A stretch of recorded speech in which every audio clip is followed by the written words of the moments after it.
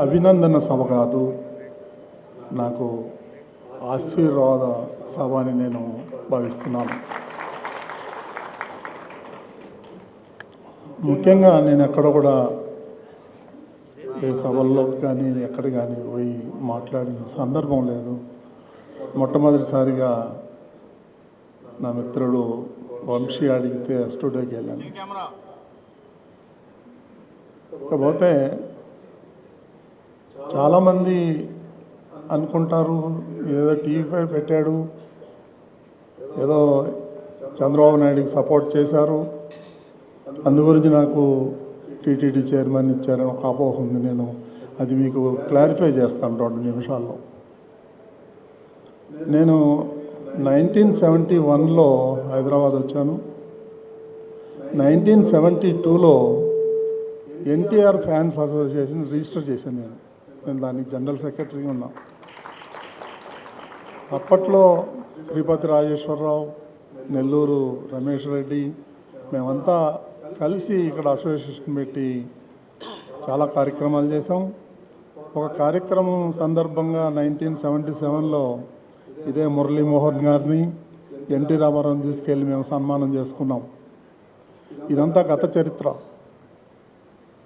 నేను పార్టీ పెట్టిన తర్వాత అన్నగారి పిలుపు మేరకు 1982లో అప్పటి నుంచి చివరి దాకా నేను పార్టీలోనే ఉన్నాను. పార్టీ కోసం పనిచేశాను, దెబ్బలు తిన్నాను, జైలుకు పోయాను. అసలు 15 సంవత్సరాలు నేను ఎల్లో షర్ట్ తప్ప వేరే షర్ట్ వేసుకోలేదు. కొంతమంది మిత్రులు తెలుసు. అంటే నేను ఏ పదవి చేయలేదు, ఏ పదవి ఆశించలేదు. సో ఒక సైనికుల్లాగా పనిచేసేవాడిని. అదంతా గత చరిత్ర. తర్వాత మీడియా పెట్టిన తర్వాత కొన్ని ఇబ్బందులు ఎదుర్కొన్నాను, చాలా ఇబ్బందులు ఎదుర్కొన్నాను. గత 5 ఏళ్లలో నా మీద దాడులు జరిగినాయి. వారం రోజులు 10 రోజులు ఇంట్లో నుంచి అబ్స్కాండ్ అయిపోయాను. నా మీద రెక్కీ చేశారు. సెంట్రల్ విజిలెన్స్ వాళ్ళు రిపోర్ట్ ఇచ్చారు నాకు, బాబు జాగ్రత్తగా ఉండు, మీ ఇంటికి వెళ్ళేటప్పుడు వచ్చేటప్పుడు టర్నింగ్స్ ఎక్కువ ఉన్నాయి, చాలా జాగ్రత్తగా ఉండండి అనే హెచ్చరికలు కూడా వచ్చినాయి. అప్పుడే పోయి second hand bullet proof car తీసుకుని దాంట్లో తిరుగుతున్నా. సో ఇవన్నీ ఒక ఎత్తు. నేను 1.5 ఇయర్ క్రితం చంద్రబాబు నాయుడు గారు కలిశాను. నేను పోయి, అన్న 42 ఏళ్ల నుంచి పనిచేస్తున్నాను పార్టీలో, ఇప్పటి వరకు నేనేం అడగలేదు. ఇప్పుడు నాకు అక్కడ పుట్టినవాడిని కాబట్టి నాకు టీటీడీ చైర్మన్ చేయాలని ఉంది. అక్కడ అన్ని విషయాలు నాకు తెలుసు. నేను ఆ గుడికి తప్ప వేరే గుడికి సామాన్యంగా వెళ్ళను, నాకు చేయాలని ఉంది అని అంటే ఒక్క నిమిషం ఆలోచన చేసి యూ డిజర్వ్ ఇట్ అన్నాడు. గవర్నమెంట్ రాగానే నేను మీకు ఆ పదవిలో ఇస్తానని చెప్పారు. అదేవిధంగా ఎలక్షన్ అయిన తర్వాత నాకు ఇవ్వటం జరిగింది. ఏదో చెప్తారు, వేరే రకరకాలుగా మీడియాలో వాళ్ళు ఇష్టం వచ్చినట్టు రాస్తారు, దాన్ని నేను కేర్ చేయను. ఇకపోతే ముఖ్యంగా అక్కడ చాలా విషయాల్లో నాకు కొంత అవగాహన ఉంది. ఆ అవగాహనని మీరు చూసే ఉంటారు. ఫస్ట్ బోర్డు మీటింగ్లోనే నేను ఖచ్చితంగా ఇది జరగాల్సిందే అని నేను ప్రపోజల్ పెడితే అదందరూ కూడా నా తోటి సభ్యులు హర్షధ్వానాలతో ఆమోదించారు. అది నిజంగా గొప్పతనం. అంటే నేను తీసుకున్న అంశాలు ఒక 6 నెలలు 7 నెలల నుంచి నేను హోంవర్క్ చేస్తున్నా, ఓవర్ నైట్కి వచ్చింది కాదు నాకు. కాబట్టి ఇంకా చేయాల్సిన విషయాలు చాలా ఉన్నాయి. అక్కడ లీకేజెస్ చాలా ఉన్నాయి. అవన్నీ ఒక్కొక్కటి బాగు చేసుకొని రావాలి. ఇక్కడ నుంచి పెద్ద పెద్ద చీపురు కట్టలు తీసుకెళ్దాం అనుకుంటా, అక్కడంతా క్లీన్ చేయాలి పోయి. ఎందుకంటే చెప్పలేను, మనం మన దేవుడి గురించి అక్కడ జరిగేటువంటి కార్యక్రమం చెప్పటం భావ్యం కాదు. అవన్నీ సరి చేస్తాను. నా తోటి సభ్యులు సహకారం కావాలి. అదేవిధంగా మీడియా కూడా సహకారం కావాలి.